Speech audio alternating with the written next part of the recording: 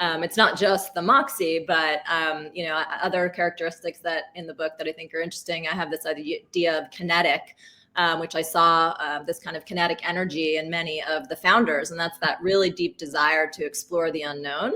People that are full of energy, enthusiasm, charisma.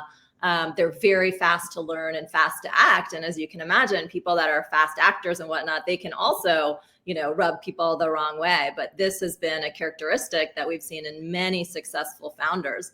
And applied to entrepreneurship, you kind of think about that fast founder who is a high cadence thinker, who moves quickly, acts on data, and just looks for patterns.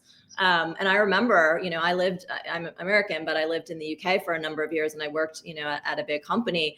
And just that kind of like fast iteration and that kind of fast thinking that I would sometimes apply, people would just be like, wait, slow down, Jenny. It's like not how things, work here.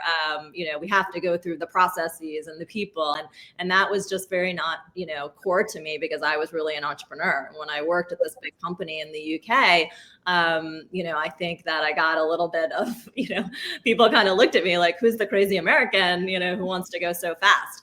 But that's, I think, another characteristic, this like kinetic energy. And what's great about it is you can bring a lot of people on the journey because they're so excited. I think as an entrepreneur, you have to be able to, pivot fast, make decisions, really go and not get, caught in paralysis of decision making. But, at a big company, it can often be, you need a lot of stakeholders, you need a lot of people to buy in.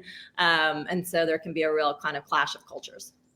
Yeah, that so resonates with that.